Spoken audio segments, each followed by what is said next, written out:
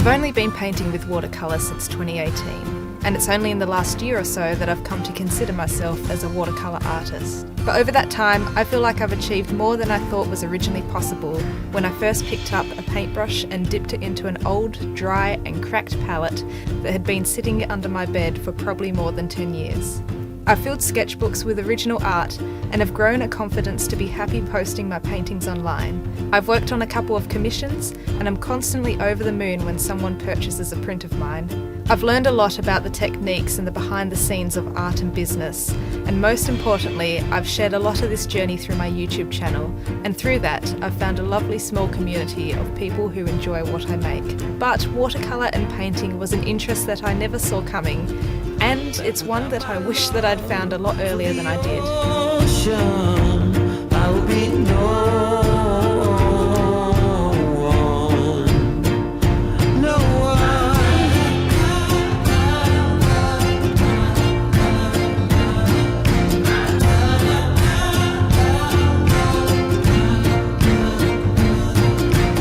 See, up until about a couple of years ago, for me, art was something that you did in high school. It was an optional subject to take up, and one that didn't require much work. It wasn't until about 6 or 7 years later after high school that I picked up a paintbrush again, and it was only by chance that I even had the inspiration. It was a picture of a painting that someone had made that I saw one day while scrolling on Instagram. It was a simple painting, one of an aesthetically drawn daisy.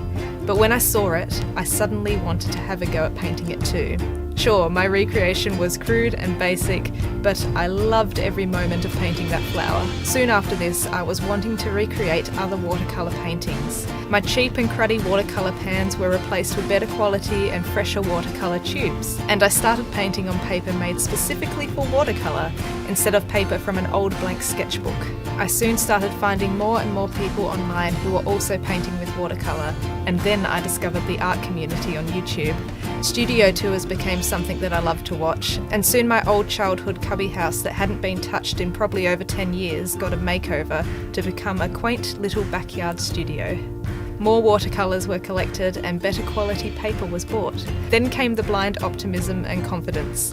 I posted my paintings online, and with a lot of luck and chance, my first commission came along. That was when it finally occurred to me that it is possible for me to make money from something like painting. Before, I had thought that it was only other people that could do that. So over the last year, I've since opened my Etsy shop and have sold more prints than I ever expected to sell.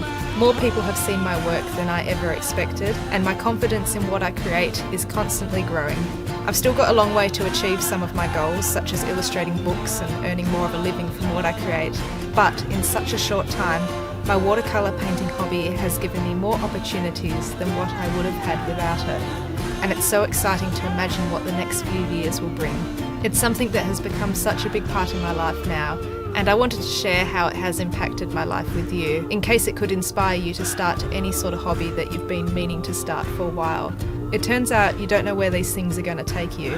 But why have I made this video? Well, in a way, it's to show my gratitude for how watercolour has positively impacted my life, and it's a thank you note to everyone so far who has supported my work through either purchasing my prints and commissions or by simply sharing my work and supporting this channel. Thank you for watching this video. It's my little love letter to watercolour.